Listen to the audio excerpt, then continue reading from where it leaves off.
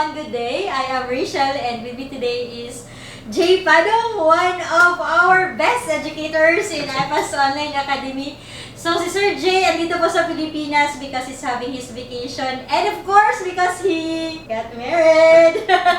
So guys, pag-uusapan natin ngayon yung experience ni Sir Jay prior pa siya na-deploy and then the time nung na-deploy na siya sa US para at least you'll be able to know kung ano yung mga dapat i-expect po natin when you are already there in the USA and ano yung mga certain concerns na pwede nyong malaman and we can learn from that out from the experience ni Sir Jay. So Jay, uunahin natin yung date of arrival in the USA. Kailan nga ba yung na-deploy ka? Actually, hindi ka na-deploy, di ba? Because nobody deployed. Yeah, because I'm under direct hire kind of categories, the immigration. But I still have like immigrant visa, like the green card, the same thing as the people coming from the agency. By the way, I'm Jay Padong. I'm from Davao. If you're from San Pedro College, you probably know me kasi naging CI din ako doon. But yes, he's one of the best CIs. Hindi naman, kakaya sa iba. But pretty much I'm into education. But currently, I'm with IPASS as an educator for the online review. At the same time, concurrently, I'm also a full-time nurse sa isang hospital in Beaumont, Texas. If you know Beaumont, Texas, it's near Houston. my shirt is like Houston, Texas. Because we're near to Houston. Like, this is Astros, you know? It's just a coincidence. But anyway, so, yeah, I came to America. I've been a nurse for like quite a long time. Since 2003. And so pretty much like 18 years, yeah? It's 18 years. So I've been an ICU nurse dito sa Pilipinas and I went to the academy as a clinical instructor way back years back and then I've been there for like 6 years and went to Saudi tapos naging educator na naman, bedside nurse and then became an educator. Came back here and then do the review sa IPASS, physical review sa amin. We started doing the physical review and then we had a good outcome sa review namin. And then I went to America 2018. So that's the question violation. So 2018. So 2018 I was not really deployed, direct hire nga ako. The same status like a green card but direct hire, as in legit na direct hire. I was employed by the hospital wherein I work now. In-employ nila ako but they don't shoulder the money for immigration kasi nga medyo malaking amount. So it's our money as compared to the agencies or some other maybe like agencies, should I say. Sila talaga ang shoulder coming from NCLEX, mga IELTS, mga ganon, processing sa amin lahat. Yung sa akin, kami lahat ang shoulder. At the same time, but since the immigration process in America is kinda tedious, so we need to get a lawyer na kailangan mag-follow up sa papers ko. We had a first lawyer before, but we had some issues, we had some concerns. So I guess it was 2017. We hired a lawyer na medyo sureball talaga siya. Though it's kind of expensive though, but well, sulit naman talaga siya. So that's one also advice that if you're planning to have like a direct hire, dapat talaga sureball yung lawyer mo. If you wanna get a lawyer coming from your expense. Sa mga agencies, I would say na meron silang mga lawyer talaga, definitely may mga lawyer yan sila to follow up the paperworks. For sure, magagaling din hindi naman talaga yung mga lawyers nila. On my case kasi, I was direct hire. If you wanna ask me, kaya ako direct hire kasi my sister and my cousin, my family, my relatives are working in that hospital. So pretty much they know my family. So sila, they're willing to employ me and then just get a lawyer that we have. So yun ang nangyari sa akin. So I went there 2018. I'm working as a medical surgical telemetry nurse. Hindi po yan telemetry nurse, Michelle. Hindi po yan siya telemetry nurse na, for example, like you're just watching the telemetry and then that's it, diba? Monitoring lang. For the telemetry floor, our patients, of course, has telemetry on it. Monitor po namin yan. At the same time, may central monitor sa baba. So for us, in our floor, we still handle patients.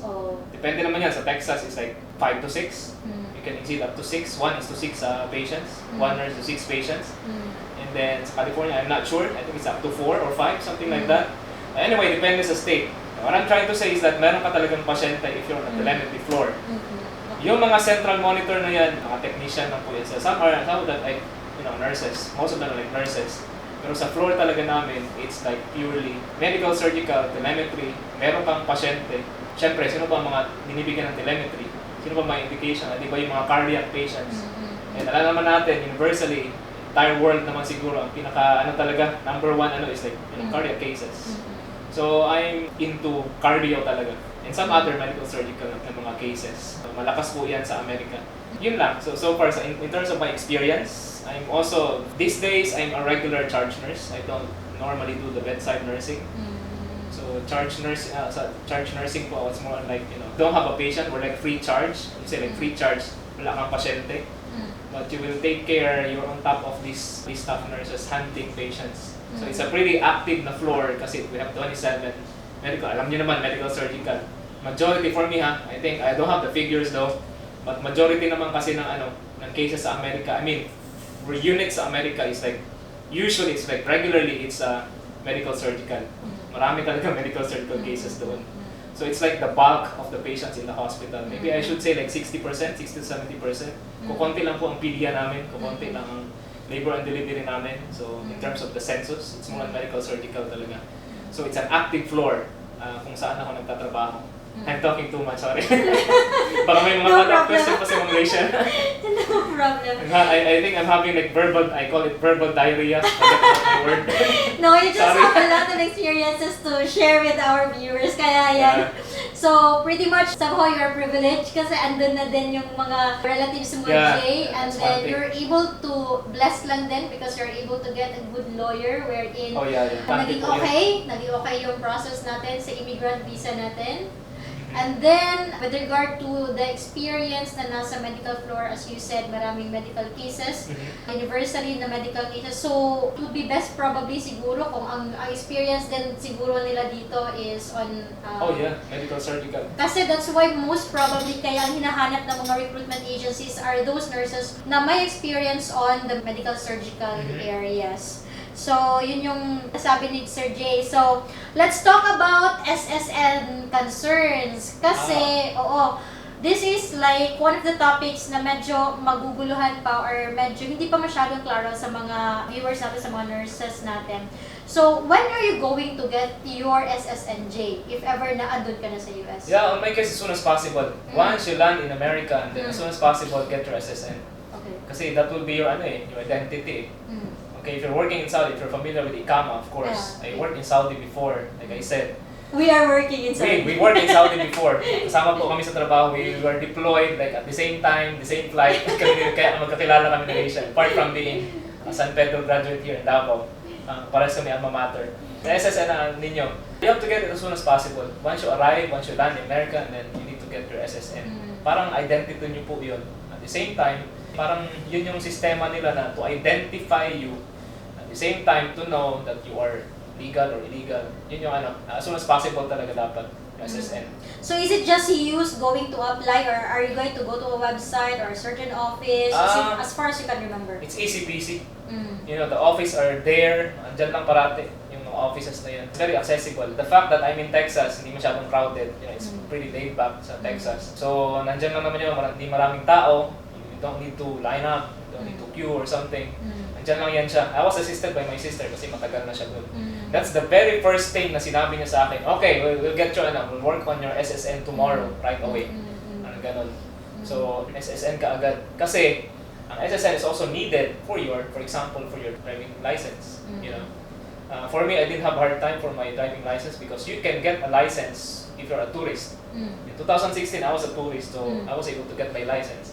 So the thing is, when I went back 2018, there's no need for me to get it again. Hindi pa naman siya expired. So, ni-renew ko lang siya. Okay. But for you, I guess, in your case, yung sa mga regular processing, like coming from agency or yung green card, ano nga yun? EB3 yan, di ba? I think it's EB3. Yeah. Yes, EB3. So, kailangan talaga SSN to get your driving license and many other processing involved. Yung mga documents. Kailangan yung SSN, that's the mother of all the system. Parang isang ID, something like that. For example, you cannot get a bank account kung wala kang SSN. Diba?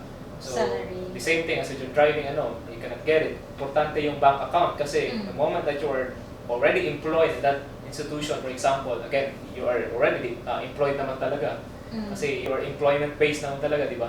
So, kailangan talaga yun.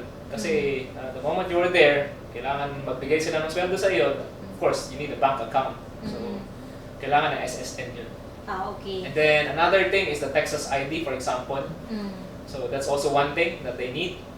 Sa Texas naman kasi, I mean, it's in the entire US. My Texas ID is good as my driver's license. Or vice versa. So we are done with the SSN concern. So ang next natin na topic is about the settlement in the USA. So what are those things na first na mga things na consider ng nurse if they are new in their area? The area, of course, i-relate ko sa mga on my experience at the same time yung mga experience ng mga under agency, I'm not gonna mention the agency though. So yung mga coming from Philippines talaga na lately, yung pinaka-latest na mga dumating sa hospital namin. Yes. Ang pinaka-first talaga is of course kung saan ka titira. Yes. Yan. Basic So, needs. I don't know sa agency, for them, I guess, ang agency mismo ang nagbigay sa kanila ng kung saan sila titira. So, you have to consider that kasi, syempre, of course, ang safety. Maganda ba yung apartment, yung magkano ba ang bayad, magkano ba ang monthly, things like that. Most importantly, ang safety talaga. And then, yan, yun yung settlement natin. Another concern na nakikita ko sa kanila, hindi ako nagka-problema dito eh. Like, yun, sa car, it's a car. So ano bang sa car? Gaano ba siya ka-needs sa America? Yeah, it's super needed sa America. Unless if you're in New York, for example, maybe you can ride a train or something like, public transport. But mostly kasi sa America is like, hindi naman lahat city sa America eh. Most of the land in America are like, urbans, like away from the city. So, kailangan mo talaga ng car. It's a necessity. It's a super necessity, I would tell you. So, if you can get your driver's license here in the Philippines, the international driving license, I think it will be granted in America, I guess. And then you just have to wait for your permanent license. So while having that license, you can still drive for a certain period of time. And then while waiting for your permanent license in that particular state. So, in other words, kailangan yun.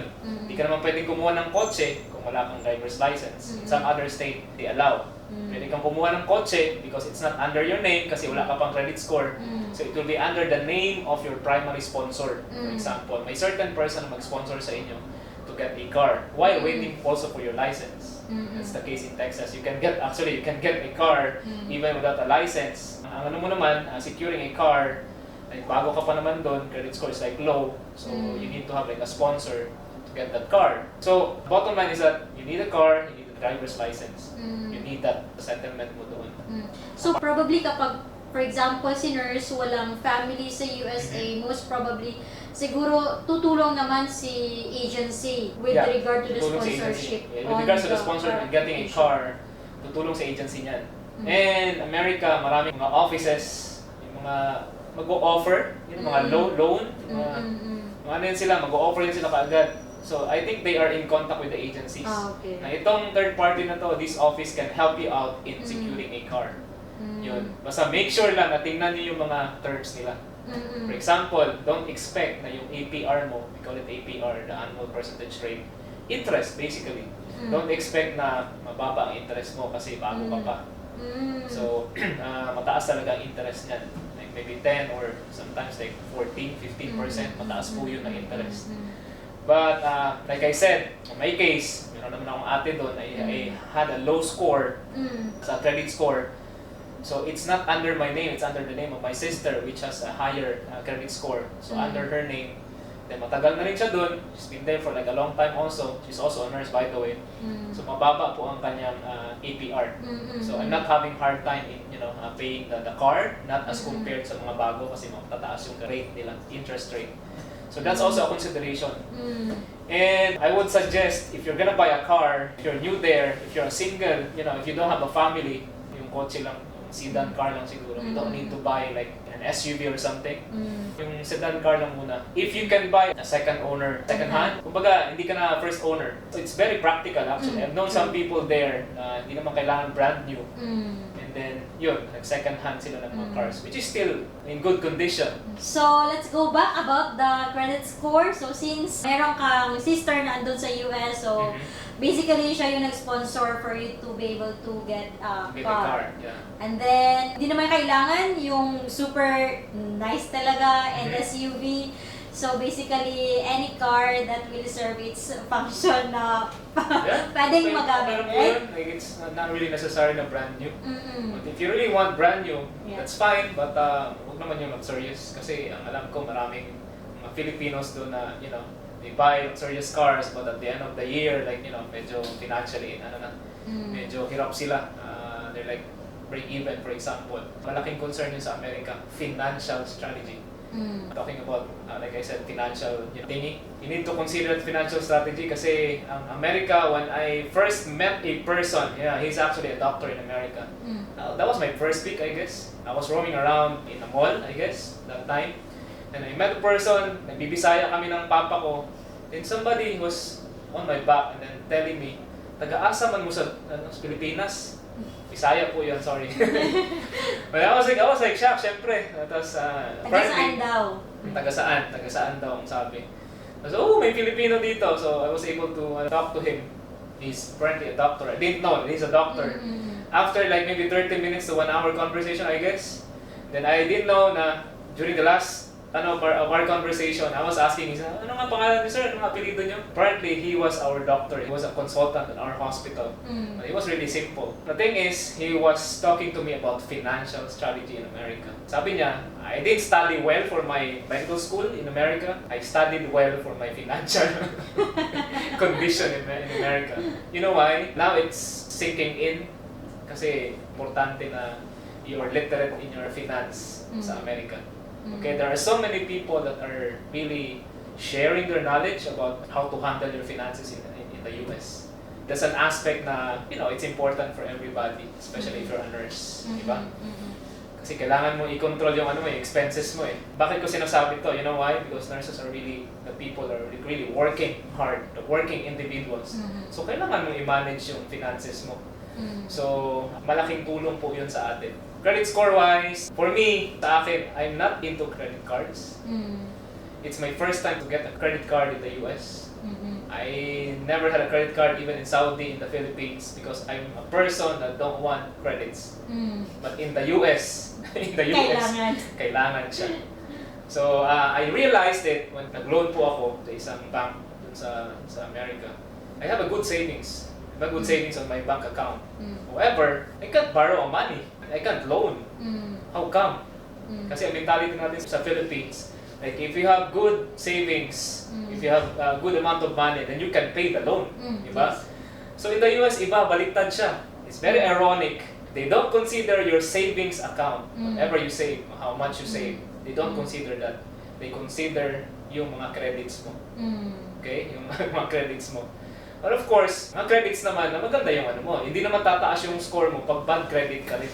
Diba? So it means to say na you are able to pay those credits. It's not based on what you save or how much you save. It's actually based on your capability of paying your debts. So it sank into my mind, so I need to get a credit card. Simplest ways, like for example, Amazon. Yan, credit cards nila. It's okay. Best Buy. Those can lift your credit score. Makikita mo naman yung credit score sa Like for example, I have an app for my Wells Fargo. Sa Wells Fargo, meron kang ipipindutin na just one push and then you can check your credit score. Kasi naka-systematic naman yan eh. As long as they know your name, it's centralized. Your identity is centralized naman talaga in terms of finance. So just one click and then they can see or you can see your credit score. Makikita mo dun. Okay, my credit score is like this. Okay, I cannot purchase a car. It's not enough for me to purchase a car. But at least medyo matagal-tagal na ako doon for quite some time. So tumataas na din yung credit score ko and I have a good debt as well. I don't have much of a major credit card. I have those, Best Buy, mga ganun lang. Wala naman akong bangko talaga ng credit card eh. Yung mga maliliit lang na credit card. Yung mga cards from shops, for example. Like I said, those can lift your credit score. At the same time, I also have a loan. As long as I'm paying it regularly, because I have a job, of course. Automatic yun. And then it can also lift your credit score. Yun po. Okay, Jay. Balikan lang natin, how much most probably yung binabayaran nila for the car bill? Expenses. Yes. Yeah. Expenses, before I will forget, huwag niyo po munang isipin, you're about to go to America, Huwag niyo munang isipin yung, mahal ng ganito, mahal ng $1,000. If you're in the Philippines and Kapag you're about to i-convert go, siguro na. kasi ang tendency kasi natin is like kino-convert natin. Huwag po. Kasi medyo malaking conversion, malaking makakalta sa sweldo nyo. It will discourage you, of course. Kasi malalaki naman talaga ang mga monthly bills, for example. So, wag po kayo Wag mag-convert ka agad. It's a tendency kasi before going to the US. Kasi you are looking forward how much you will earn, how much you will spend. Diba? Sure.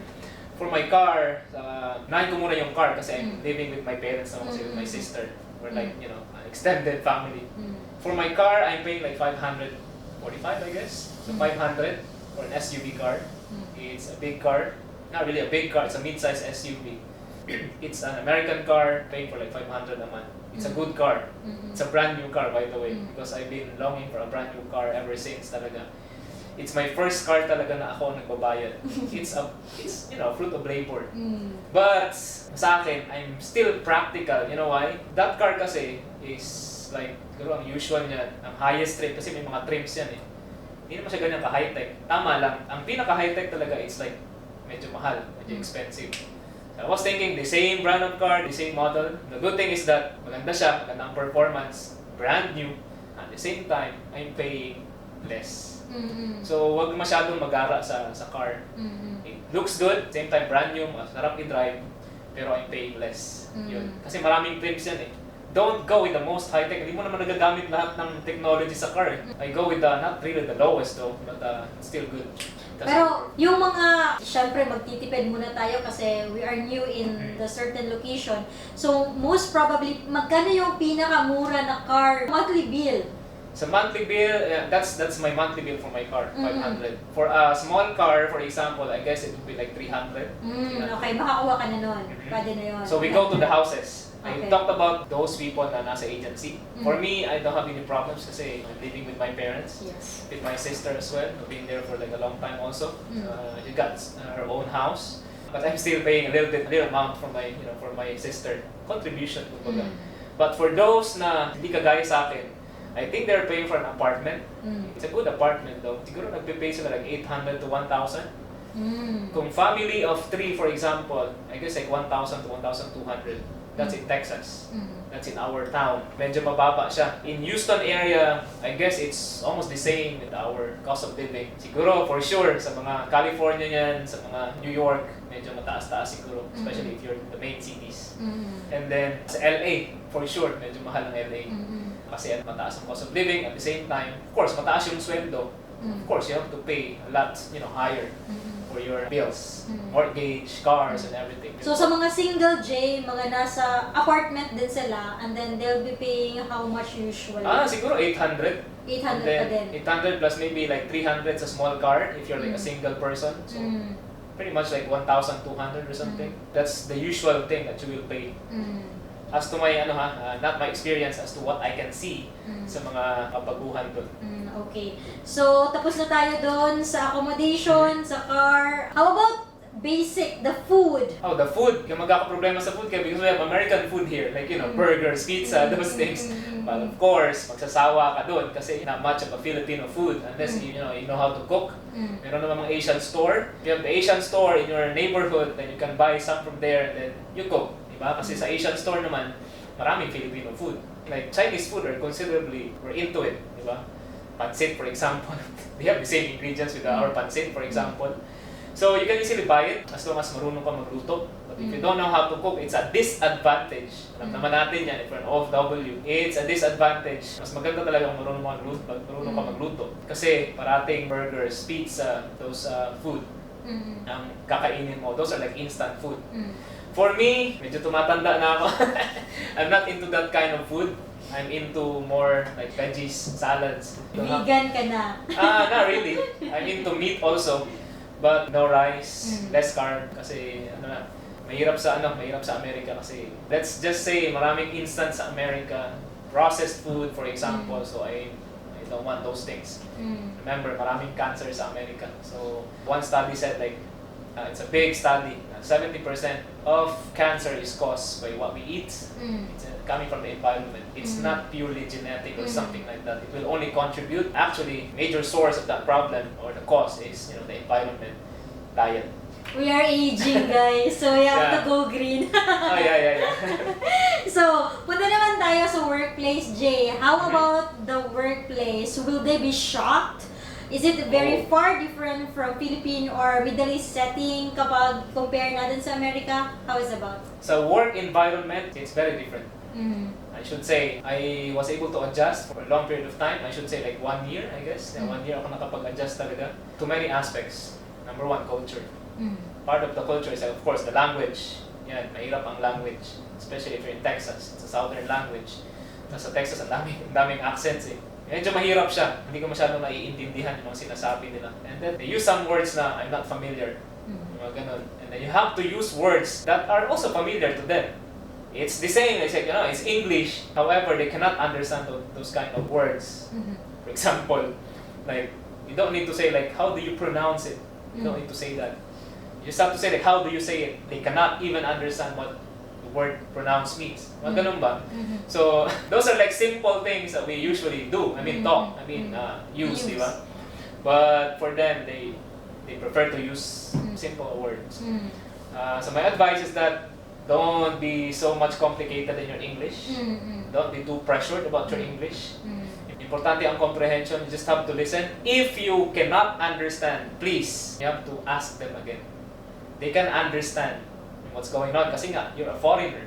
You're new to the place. They can understand. They're not really rude na, ba't hindi ka nakakaintindi sa akin? It's not. So they understand that you're new and then you're not able to understand it well. Kasi para sa kabutihan naman nila yun eh. Alright? Well, yun yung mga struggle natin pagdating sa work. Culture is very, in terms of technically, in terms of the work as a nurse, bedside care-wise, of course, kahit saan ka ilalagay as a Filipino nurse, you are able to adjust well. You're very flexible. In terms of, basic care. In terms of, for example, computer system, we're not used to computer system. If you're in Saudi, maybe you are used to it. Depende kung saan ka naka-assign sa Saudi. If you're in a big hospital, then hindi ka magkakaproblema sa system. Kasi may mga may mga system doon na the same system in the US as well as in Saudi. But if you're coming from the Philippines, most of our systems like paperwork, for example, in your charting, magkakaproblema ka doon. At the same time, it's like mahirap siya eh. Nagkakaproblema ka na nga sa computer system. At the same time, may culture. Hindi ka pa nakakaintindi sa pinagsasabi ng co-worker mo or the patient. Everything is like, messed up. Like, it's like a salad in your mind. Anong gagawin ko? So, it's a challenge. That's what I mean. Like, it's really a challenge talaga. So, at the end of the day, if you're like really positive, you're really assertive in adjusting, kailangan ko talagang gawin to. Kailangan kong makipag-usap sa doktor, whether I like it or not, whether I'm having problem with my English, I need to talk to the doctor because at the end of the day, who's the recipient of your care? It's your patient. Di ba? So, talaga, dapat maging assertive ka talaga. Positivity talaga. You have to be positive. There's no other way. You have to be positive and then everything will follow. So, ang motto niyan is laban lang. Laban lang. Kahit nahihirapan. Sabi ko, there's no other way. It should be like, you have to be positive. Walang negativity dyan. It's okay to cry. It's okay to be like, do those things. But for me, crying is like a sort of like a prayer. Diba? So, at the end of the day, of course, we cling to our Lord. He's gonna help us along the way. Diba? So, as long as pakita mo rin sa Kanya na you're positive, you can do it. Diba? Laban lang, diba? So most probably, Jay, with regard to the adjustment, how long most probably nakaka-adjust na yung new nurse with the workplace? Depende sa mo. Kasi I'm an experienced nurse back in the Philippines, back in Saudi Arabia. I didn't have much problem in terms of adjustment, in terms of work as a nurse. Wala akong masyadong problema doon. Mahirap talaga ang language at the same time culture. Ano lang po ako sa IELTS. Of course, pasado naman ako sa IELTS, no? But it's really different when you talk to them in person. Ibang-iba siya. It's also different from watching like sa Netflix ba, yung mga series, mga ganun, mga movies. It's quite different pagdating sa personal talaga. And then you're working in the hospital, so everything is like crucial in terms of what they need. So kailangan mo talaga siyang intindihin. Alright? So ganun yung importante yung talaga. So you'll get used to it, guys. You'll get used to it. And di ko maano yung mga ang daming bloopers pagdating sa communication. Last topic natin, Jay. What about the shortage of nurses in the USA? I guess it's short talaga ang US. Maybe like 5 years, 10 years, 20 years. I don't know, as in super short. Kasi one thing also, US only requires like 36 hours sa kanilang labor. When you work as a nurse, I mean, I'm working like 3 days in a week, so 36 hours. So, okay na yun. You're still full-time. There are some hospitals that even they have like, they only have like 30 hours. The rest is like overtime. Parang ganun sila eh. Yun yung mga ibang hospitals din sa Houston. So, the number of hours na required is less. So, they don't want overtimes. If they don't want overtimes, it means to say, kulang talaga. Kulang talaga ang staff na ibibigay sa kanila. So, I guess, super short talaga. At the same time, I don't know if my statement is correct. America is sick in terms of, marami pong may sakit sa America. So, in terms of healthcare needs, so mataas din ang demand. Kasi maraming matatanda, number one. That's what I'm talking about. Like, elders, the baby boomers, di ba? Yun yung sinasabi ng mga baby boomers. Tumatanda po ang ang population nila. It means to say, maraming sick. I'm not saying na literally America is sick. Kumbaga lang yun, ginagamit ko lang yun sa mga nurses natin. To motivate na kailangan kayo doon because we are very short. Maraming may sakit po sa America because their population is getting older. So you can work in the hospital, you can work in the home, rehabilitation centers. Marami namang facilities doon eh. But I will advise, trabaho talaga tayo sa hospital. Sa mga acute hospitals talaga. Nandun yung experience. Nandun yung money, I should say, kasi nagtatrabaho tayo for money naman talaga, primarily. That's why we're working to sustain our living. Nandyan po sa hospital, mga acute hospital, ang money. And it's very rewarding sa mga nurses natin. Kasi I work in Saudi, I work in the Philippines. This is the place that I was really rewarded. And you really, kumbaga, mafe-feel mo talaga na nurse ka. This is really my calling. So, mas rewarding siya eh. Because people are really appreciative sa ginagawa mo. They know what you're doing. As long as, of course, you're doing what is necessary for them as well. And what is your responsibility as a nurse. As long as you're doing good, then you're fine. Your patient can appreciate you. At the same time, it's rewarding yourself.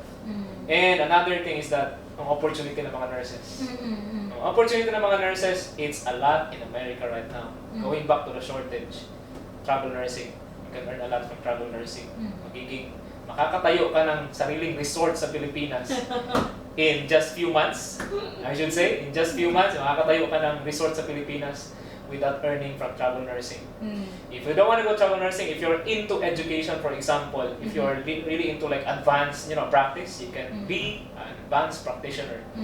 We call it like a nurse practitioner. What they do is like, just like resident doctors in the Philippines. They prescribe, they assess the patient. Parang doctors. Sa America, they do that. We do that as an advanced nurse practitioner.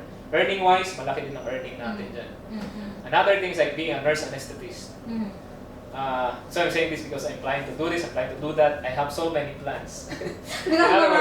Because maraming opportunities. Yeah, maraming opportunities as nurses. The nurse anesthetist is, and then, malaking earning din yun siya. So, makakaluwag ka talaga sa pagiging nurse anesthetist. Though there are some requirements, but it's very doable ang mga requirements. For example, you are required to do, kumbaga, critical care nursing. You have to be a critical care nurse before you can enroll to advanced nursing practice or nurse anesthetist, for example. But pwede mong gawin while ongoing studies with your advanced practice. You can transfer, you can move into critical care while doing your studies, while doing your schooling, di ba? So, doable po yun siya. And it's not limited for those who are like gifted with knowledge and everything. It's for everybody. Like I always say to to our students, daig talaga ng masisipag ang matatalino. Right? So, it's not only exclusive for knowledgeable people. As long as you're masipag, as long as you're like a hard-working individual, and everything will follow, ma-achieve niyo po yun. You can even go to medical school. Kaya lang medyo mahal in terms of finances. Pagdating naman sa finances, for example, sa advanced practice, syempre, may kailangan finances yun sa schooling. It will take like maybe 2 years. It depends. 2 years yata. Pwede ka naman mag-loan eh. You can also work as a per diem or a PRN nurse. Parang part-time siya to sustain your finances. You can get a loan to go to school and then you can also pay because you are still working, di ba? Hirap naman yan, sir. Diba? Kasi you're working at the same time you're in school. Hard work is universal. It doesn't only apply in America. It doesn't only apply in the Philippines. It's everywhere. bawal ang tamad. Parang ganun. So, hindi pwedeng lax system na, kasi something is also wrong. Maybe not all in the Philippines. Meron kasi time mentality na you need to find a work na medyo, madali.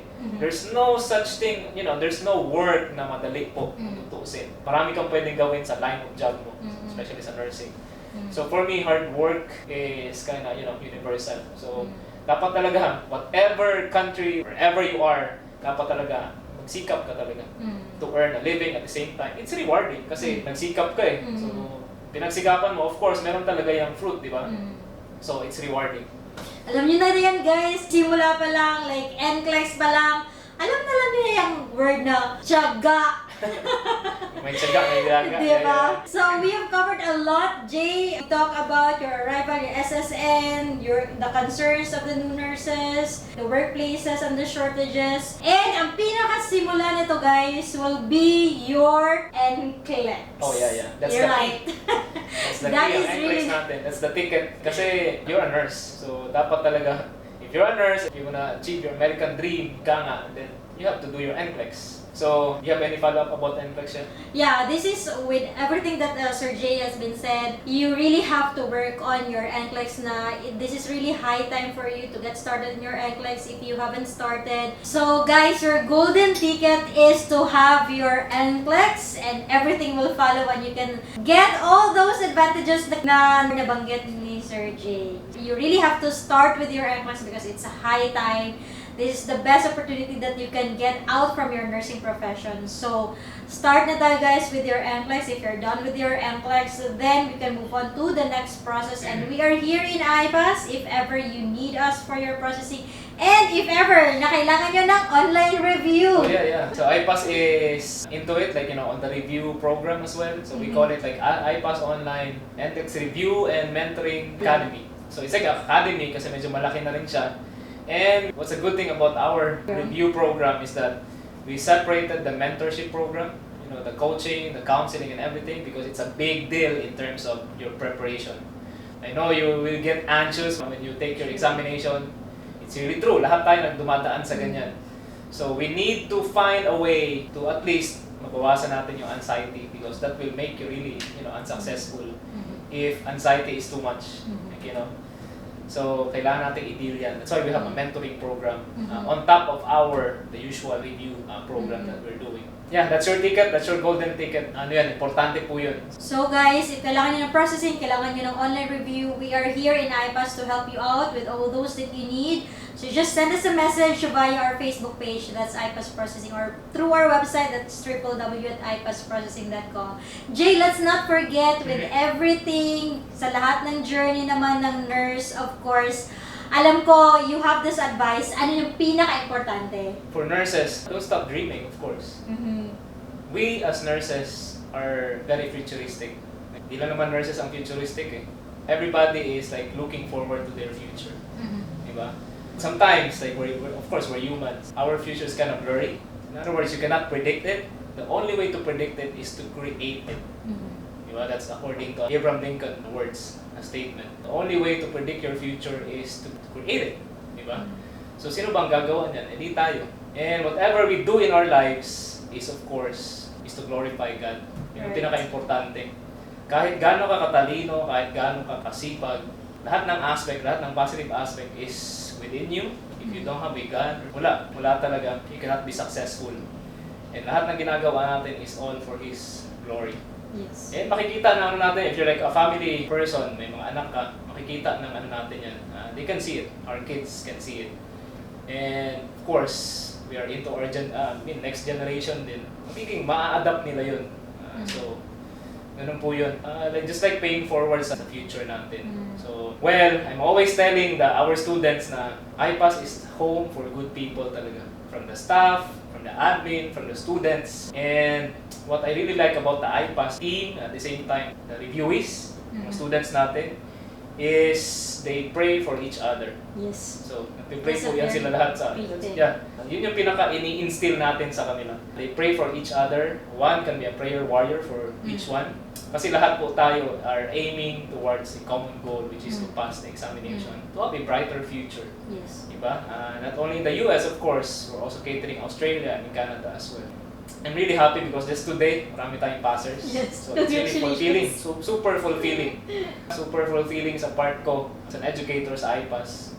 Rosana, si Narayan, of course, led by Rachel sa IPASS. Ibang klase siya eh. Ibang klase siya na satisfaction. And if you're really also good, you can also, if you have potential, you can join our team. Yes. Yeah, you can join our team. We have people around us. Sila din, mga passers din natin. And then they're all willing to, to help each other. Kasi nga, yung kultura, the culture is there. Yun yung sinasabi ko parati. But come join us. Let's get your future together. Yes. Ayun, yun yung pinaka-ano dun. See you in America. Okay? And so guys, thank you very much for your time and thank you for spending your precious time with us. So alam ko, marami kayong natutunan out from the discussion namin ni Sir Jay. So we look forward to serving you on your NCLEX application and as well as our online review program. So andito lang po kami if kailangan nyo kami. So one thing that we also want for you to realize on is that kahit gaano man kahirap yung mga challenges natin, and on this journey to achieve our American dream, we always have to dream on it. Sabi nga ni Sir Jay, we have to dream on it. And of course, we have to pray for our goal that it will come true. Ask and you shall receive, seek and you shall find, knock and the door will be open to you. So you asked, you want to be a USRN, you asked for it and you will get it. So thank you guys for your time. Maraming salamat po.